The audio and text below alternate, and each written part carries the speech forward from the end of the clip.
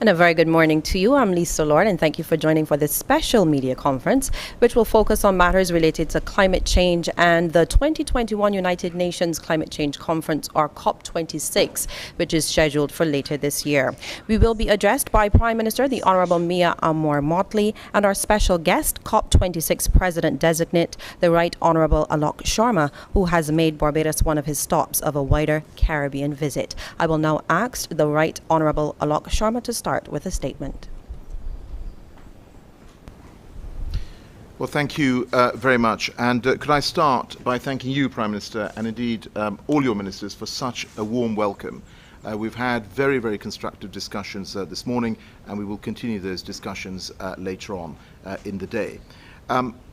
I'm, of course, delighted with the ambition that you, Prime Minister, are showing and your government is showing when it comes to tackling climate change. And I know that you are working on your revised nationally determined contribution, and I look forward to seeing that emerge. And I also applaud the level of ambition that you have shown with your aim to become a fossil fuel-free island by 2030.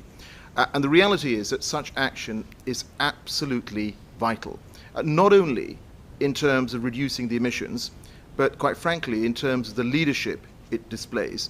And it challenges other countries, particularly the biggest emitters, to raise their own ambition and to help keep the goals of the Paris Agreement within reach and keep alive the goal of limiting the average rise in global temperatures to 1.5 degrees. We are making progress towards that goal, although I completely acknowledge that there is much further to go. When the UK took on the COP26 presidency, less than 30% of global GDP was covered by net zero targets.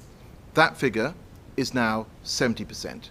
And small island states, or SIDS, have shown some real leadership in tackling the climate crisis. And this, of course, is despite the fact that these are countries that have done the least to cause the effects that we are now feeling around the world. Here, as we have seen and we've discussed with the Prime Minister, the impacts of Hurricane Elsa, and the impact that's had on lives and livelihoods. And of course, in my travels as COP President, I have seen firsthand the really quite terrible damage and the impact of the climate crisis on people around the world. And I think it's fair to say that there are very many millions around the world who live in a constant state of concern about the impact on their lives and livelihoods as a result of climate change. And here in Barbados, and of course in countries in this region, you are at the front line of climate change and therefore feel the changes most acutely. During this visit, I, of course, have also been around the region, and I've heard from people who are affected directly about the increasing frequency of extreme weather events and the fact that they are getting more ferocious in terms of their impact. And that's why I am absolutely determined that COP26 will deliver for the countries most vulnerable to climate change.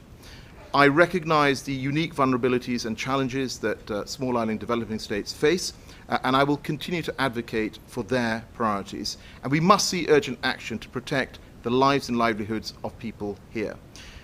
Ahead of COP26, we need the G20 countries to follow the example shown by the small island developing states and the G7 nations and make net zero commitments and ambitious nationally determined contributions.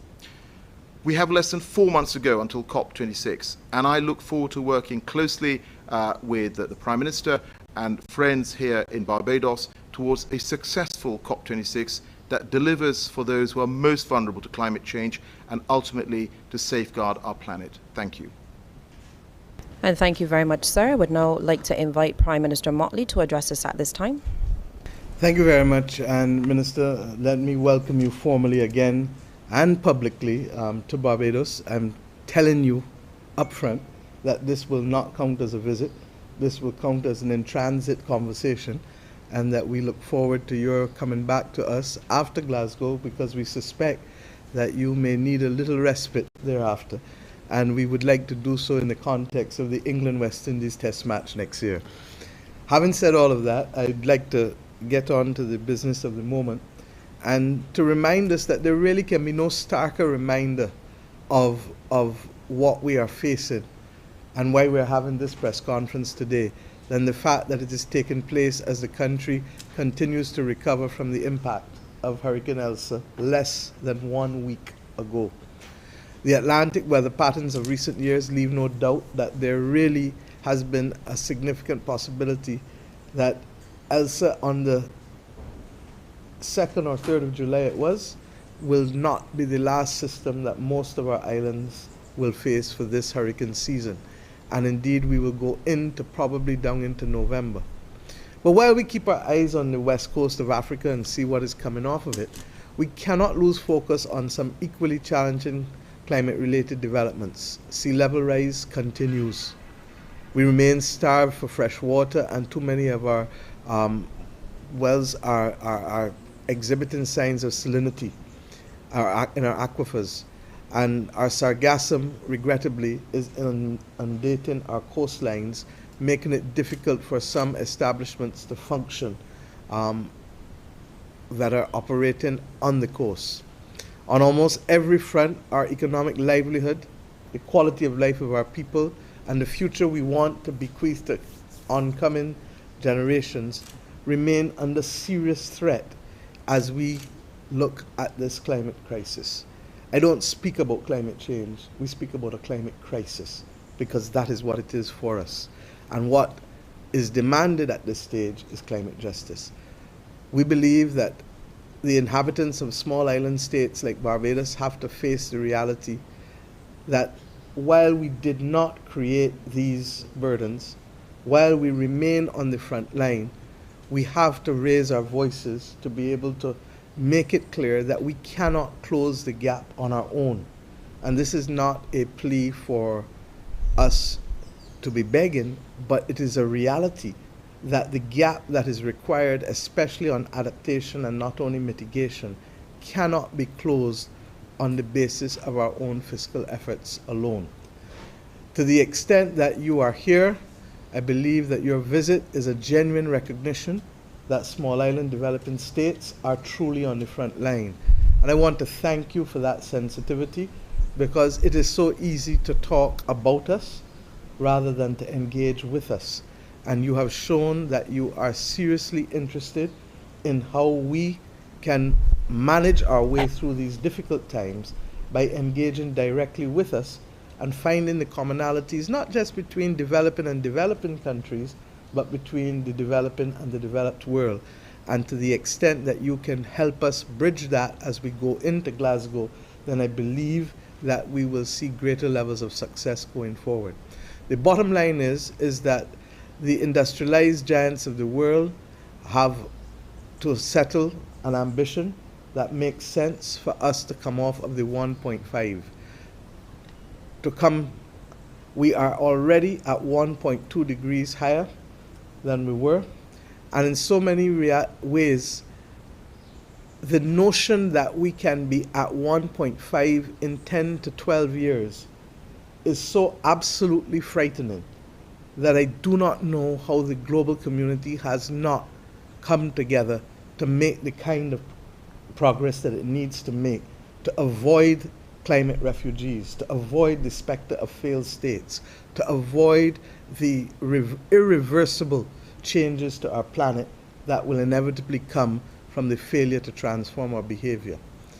And I want to say that we accept that while we don't contribute in any major way to the climate crisis, we hold the view that we have also still nonetheless a responsibility to transform our behavior and to transform our policies in order to play our part, however small that part may be on a global level, but however critical that may be in terms of changing the way how we live and what we expect from life with respect to a climate crisis world.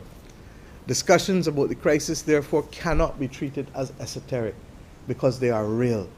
Those almost 2,400 persons whose houses have either been damaged or whose roofs have gone less than a week ago know that the crisis is not esoteric. Those who cannot get access to water easily in our systems because our reservoirs are empty or our aquifers are showing salinity, for them the climate crisis is not esoteric. Those who have to fight and ply their trade along beaches that are now reeking of the toxic smells of sargassum know that the crisis is not esoteric. Those, my friends, who have no water nor no light today, 6 days after a hurricane, although in the scheme of things, quite frankly, that is a short period of time for a Category 1 and 2 storm, and in the case of Categories 3 to 5, you can be without utilities for months. They know that the climate crisis is not esoteric. So my friends, when I say to you that Barbados is committed to engaging in a roofs to reefs program, it is because we believe from the protection of our roofs to the protection of our reefs, we have an obligation to sustain our way of life, and we have an obligation to ensure that we are resilient, knowing full well that the weather patterns and the other aspects of the climate crisis will continue to affect us. We believe that there needs to be far greater emphasis on the funding for adaptation than has hitherto taken place. And we believe that as we expand that pool of funding for adaptation while still focusing on mitigation, that the reality of the economic condition of small island developing states and middle-income countries who do not have ready access to in the international capital markets, means that we need to look at, one, gathering the pool of funds, whether in terms of what has been committed with the $100 billion that was agreed to in Paris but yet to be realized, as well as the revision of that in 2025 that must bring it closer to being able to fix the actual gap that there is rather than being a drop in the ocean. But we need to start somewhere. Or whether it is through the redistributed SDRs, the new ones and the old ones that are unused, not just the new ones, recognizing that there needs to be that level of blended finance, but more and more, because of the absence of fiscal space in our countries, the need for more grant funds, because loans will only increase our debt to GDP ratio and make it more difficult for us to pursue the sustainable development goals, which are the essence of our development policy as nation states. So it is against that background, therefore, that I ask you to recognize that the opening up of fiscal space and the use of innovative financial instruments as well as innovative financial clauses like the natural disaster clauses that the Barbados government has put in our debt to be able to deal with the recovery effort from climatic events such as ELSA, that these are not now to be an isolated event, in our view, in the government of Grenada and the government of Barbados's debt arsenal, but ought to be commonplace clauses. And why? Because a borrower and a lender need certainty. And if you don't have the certainty as to how you will treat to the debt after a climatic event, then you are at risk of default. And it would seem to us that there is a greater benefit to providing that certainty through natural disaster clauses that speak specifically to how countries and how lenders will react in the face of an event rather than leaving it to the serendipity. Against that backdrop, we also believe that the efforts for us to settle on criteria that reflect vulnerability and not just per capita income is critical, because the conditional of being able to access concessional resources is critical, and the cost of capital is critical. Now, the cost of capital, therefore, ought to be as concessional as possible. And the only way that is going to happen is if we start to look at what is the real vulnerability of nation states. And the last comment you made before you handed over to me related to the vulnerability of states. Now, if we accept that the vulnerability of states is germane to what you're doing, then how can it not be germane to the decisions of the international financial institutions as to who they lend to and how much the cost of capital is for lending? Against that background, it is my pleasure today to also share with you that the government of Barbados will be shortly, we've settled our national determined contributions. It is now to be submitted, and I'd like to share with you what we are hoping to do. We have set, of course, the aspirational target of a fossil fuel-free economy by 2030. In these initial NDCs, we recognize that we can get there with a reduction of 70% of what we want.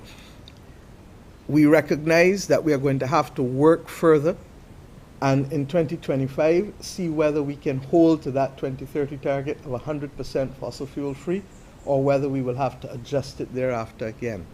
But at the very least, we believe that we need to reduce the emissions from 7.7 tons per year per person to 2.3 tons as a recognition of our contribution from this small rock in this global community.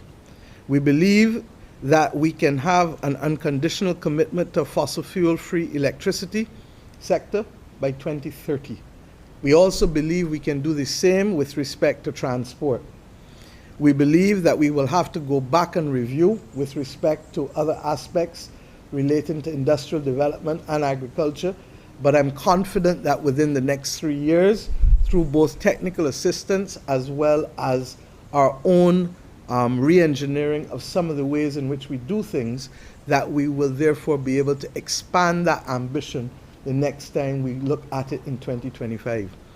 We also feel that the Roofs to Reefs program, which is a flagship program for our country, as I said earlier, is absolutely an essential part of how we need to go forward in terms of reinforcing our roofs, and protecting our reefs, while at the same time taking care of anything that flows from that top of the roofs to the bottom of the ocean floor with the reefs. And there are many things relating to agricultural runoff, relating to how we deal with sewage, relating to how we deal with a whole host of other things, including strengthening our building stock significantly. We also feel that there should be a deliberate focus on using distributed generation to provide modern energy access and to build resilience for low-income households in our country. And the efforts for that have been reinforced by our desire as a government to have a revolution, a silent revolution in housing, and using the photovoltaic panels not only for the very, very good purpose of being able to reduce our emissions, but equally as a tool of empowerment to make affordable for households the ownership of housing, as opposed to keeping them as tenants in their own land, because of the revenue stream that will come from the photovoltaic panels on the individual rooftops of houses in this country, from very low income right up to mansions. We also want to commit to, as I said, to reduce 20% reduction relative to business as usual emissions in 2025 without international support, and that is an unconditional commitment. A 35% reduction relative to business as usual emissions in 2025, and that is conditional upon international support.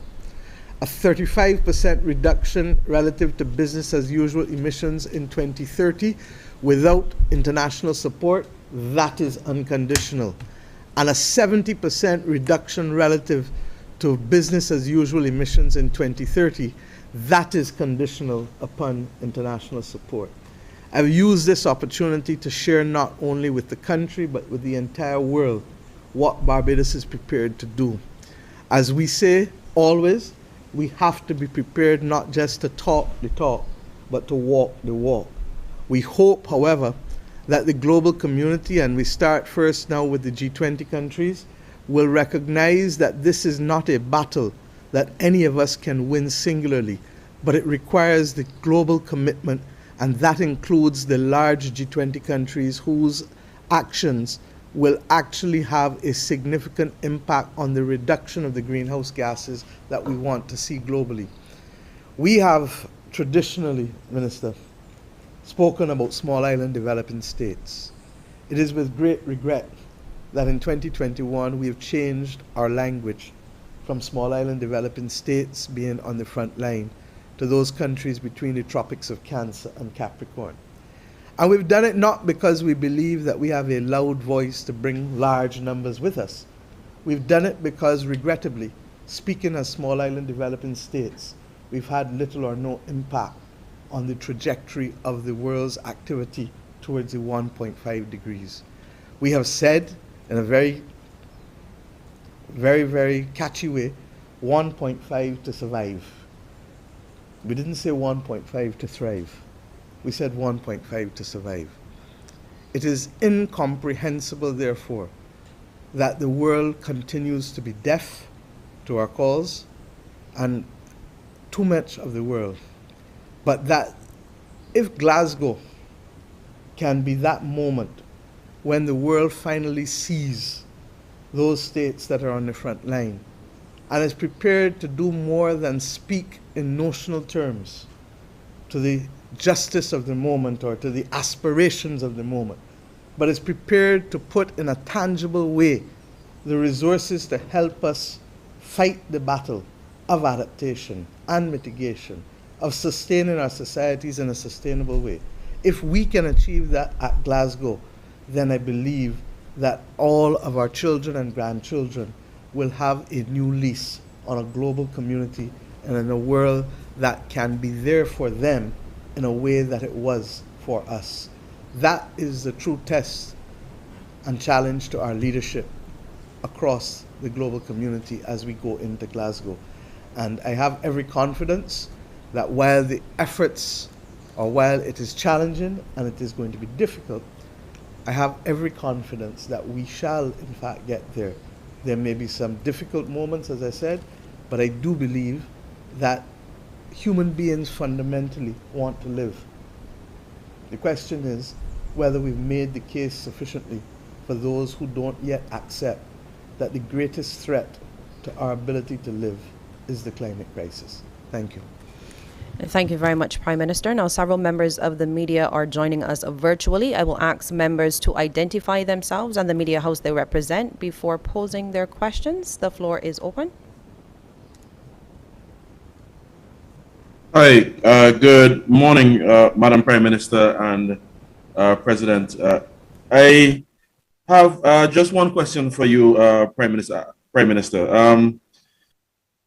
You would have mentioned the renewable energy goals by 2030, and in your presentation, you would have hinted at the possibility of a review of some of those goals by 2025. Could you tell me if the exogenous shocks of, let's say, COVID-19 and other events would have set back Barbados' goal for 100% renewable energy by 2030?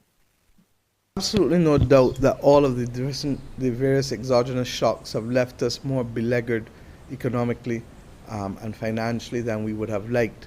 But that does not mean that we are going to allow them to keep us down. The reality is we are making a case for access to blended resources, more grant resources, as I've said, and more concessional resources, recognizing that vulnerability ought to be one of the serious criteria used, if not a multidimensional vulnerability index, to help us access the money that we need to build the defenses to be resilient against these increased storms, increased droughts, increased coral bleaching. All of these things come and cost money.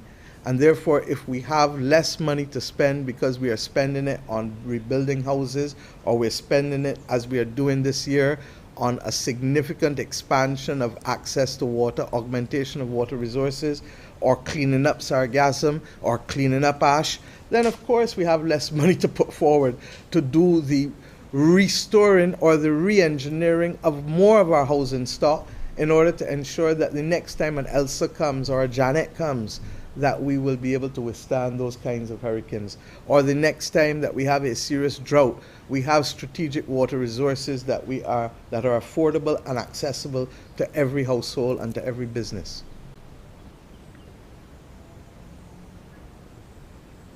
Are there any further questions? Yes, one more question from me, Madam Prime Minister. With regards to ELSA, which just affected us last week, we have a fair amount of renewable energy infrastructure. Do you have an idea of the damage that sustained, if any? And also, were there any lessons learned in terms of how we go about constructing that renewable energy infrastructure? that would foster resilience in the long term? I'm waiting, Colville, on reports today at Cabinet, hopefully, and if not today, by tomorrow for sure, of the agricultural sector and the renewable energy sector. The reports that we have in the first few days were those that were easily to get. For example, house damage, poles down, transformers down, etc. But the audit with respect to both the agricultural sector and the other infrastructure, including renewable energy, has now to be submitted to us. So it's a little too early for us to prejudge whether the engineering solutions that have put them there are sufficient to keep them there. Good morning, Shirley Griffith from CBC. This question is for Prime Minister Mottley.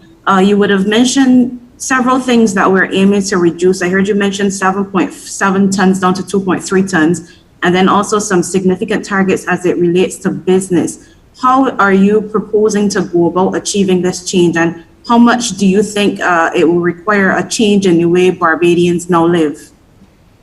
I think that we have to recognize that the world in which we live is different. As I said, we want to move from 7.7 tons per year per person to 2.3. The global average now is 8.8 tons per person per year. So we're already below the global average, but we believe that we can come down even further. We don't generate electricity from coal or anything so, but we use fossil fuels. So what are we going to do? This is a country that is not unfamiliar with solar. In fact, if you said solar for the last 50 years, Minister, you would be referring to solar water heaters, because Barbados has been a global leader in terms of the penetration of solar water heating in this country. We want people now to move to the next level, which is the photovoltaic panels. And that's going to mean individual investments by house owners who already are in a position, and for us to find the appropriate financing instruments so that persons can get there as well. It's going to mean, however, because photovoltaic panels is land hungry, and therefore we're going to have a combined policy with agriculture to ensure that we don't preclude food security as a national objective while securing a fossil fuel-free environment. So we're going to have to learn to practice agriculture differently from what we do. I think you've seen examples of it with black belly sheep under the panels, and you've seen some instances where, but that requires a higher height if you're going to do crops. And that is where Colville's question as to the engineering capacity to secure that, because higher height means a wider grid in order to secure the panels. We're going to have to learn to be far, far, far more adept at water conservation. And we have to be able to ensure that we can also take decisions that will help us protect our marine environment. Minister Humphrey will be doing more to be speaking to the country about the marine protection areas that are absolutely critical. And those relate to not just the damage to reefs from acidification or the warming of the seas, but it's also the damage to reefs by our own fishing practices. So where you have people using the seine nets and pulling them over the reefs and destroying the reefs, the impact of that will also be to allow for greater coastal erosion and narrower beaches. We make our living from tourism. Tourism has beaches as one of its essential components of what we offer to the world. So I just give you a few of these things to show you that while we talk up here about government policy, it is only going to be transformative if it comes down to here into individual behavioral change. And what I want to see is, I tell everybody, every young person that I meet, especially those who are from here in the Caribbean, that any young person under the age of 30 in the Caribbean ought to be the soldiers in the war against climate crisis. And regrettably, I'm not sure that the level of awareness is as high as I would like among the ordinary citizens of the region. And I think that we have a lot of work to do in terms of public education and sensitization with respect to that. It's growing, but it is not yet where it needs to be. And there's time for just one more question. Hi, good morning. Crystal Boyne, Barbados Advocate. My question is for the Prime Minister. Recently, I did an interview and I spoke to some of the persons in the agricultural sector, and being that I'm here, we're talking about climate change. I think this is something that is relevant. One of the concerns was the issue of power and having that access to power, especially during things like storms and so on. One of the main concerns right now in that sector is the dairy farmers and having that alternate in energy. There was a lack of generators and so on. So I'm wondering, from a government standpoint, are there any plans in place to really facilitate and help that particular sector? I know some of the farmers do say that they are, it's difficult to get funding and so on. So my question really is, what plans are in place immediately to help persons? Because we are in the season. Is there anything immediately happening that might help that particular sector? Well, I think there are two issues here. The first issue, as it relates to how do we sustain agricultural production in an economy, in a country that is fighting the climate crisis. You need water for good farming. That's the first thing. Water has to be accessible and affordable. And therefore, the actions that we take to augment water are absolutely critical. Secondly, you need to recognize that the revenue that flows from renewable energy can be that companion that the agricultural sector has been looking for the longest time to make them more competitive and more profitable. And I trust and pray that we are going to see, therefore, more farmers participate in the renewable energy sector, as we've been discussing, certainly with those within the sugar industry and those within some of the livestock farming practitioners that we have on island. But at the same time, I'm hearing you, because the truth is that there also needs to be a question of how we treat to the issue of insurance, especially with these excessive climatic events, and how do we deal with what is beyond our control, which is the impact of the climatic event to destroy the crop or the livestock. And we saw it in Guyana recently and Suriname. It's not just about hurricanes. They've had the worst floods that they've had in decades. And they're outside of the hurricane belt. And who has been affected primarily in those rural areas in Guyana? It's the farmers. So this is a real issue that we're going to have to continue to contend with, and it is multidimensional in terms of access to funding, access to insurance, access to technology, all of the different things that will make a fundamental difference to them being able to survive and to be profitable. In the short term, clearly, we're going to have to, as I said, when we get the audit from Hurricane Elsa, see how we can assist. But the real long-term benefits will come from changing their relationship to the investment by including the renewable energy, which helps us also at the national level. And I don't want people to believe that the only aspect of renewable energy for us is going to be solar. We are pursuing wind, both onshore, but predominantly we hope offshore. We are also pursuing biofuels, and we are hoping that we will have a green energy park very shortly that will allow us also to solve our solid waste problem, as well as to ensure that there's a dedicated source of revenue for us to manage solid waste through partnering with the private sector in the green energy park. So these things are multidimensional, and it's going to take time, and it's going to take new ways of doing business and new financial instruments that have not hitherto been part and parcel of our experience. And Prime Minister, if I may, I would just like to ask if you or Mr. Sharma have any closing comments at this time? Well, I'd like to ask Mr. Sharma to tell the country and to tell us what you expect of us, because you have been given the world's most important job. And I mean that sincerely. And on your shoulders, therefore, rests a very heavy burden. And I feel that our people would want to hear from you what you expect of us in terms of playing our role to make your job successful. Thank you. Well, Prime Minister, thank you very much. And as I said in my opening remarks, I think the overarching ambition that we have for COP26 is that the world believes and recognizes that coming out of Glasgow we have done enough as world leaders to keep 1.5 degrees within reach. As you said, Prime Minister, this is a question of 1.5 to survive for very many people across the world. And of course, as part of that, we are asking countries to come forward with emission reduction targets, which are ambitious, targets which show that they're going to go to net zero by the middle of the century. And I want to thank you for the NDC that you yourself have just outlined. It's ambitious, and that's a level of ambition that we want to see from the biggest emitters. You spoke about the G20, and I think there's an opportunity for us to work together as part of the messaging in a coordinated way to ask all countries, particularly the biggest emitters, to come forward with ambition without them stepping up to the plate in the same way that you and many other small island developing states, the front line of climate change, have done. I'm afraid keeping the 1.5 alive is going to be increasingly challenging.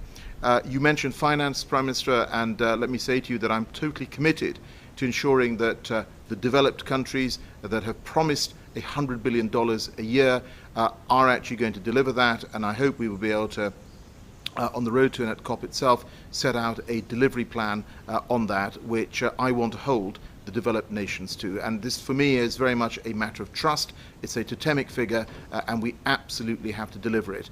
You've spoken, of course, and I think that's an area where we can also continue to work together and ensure that we are making the case to the donor countries. You spoke about your clean energy transition. I applaud that. It is something that I see around the world, this move to a clean energy transition. And again, where there is opportunity for us to work together to ensure that private sector funding is also coming into Barbados to support those aims. I'm very happy on a bilateral basis to see how we might be able to do that. And finally, as you know, there are a number of issues from the Paris rulebook that are still outstanding. We want to work with you. We want to ensure that we give full life to the historic Paris Agreement.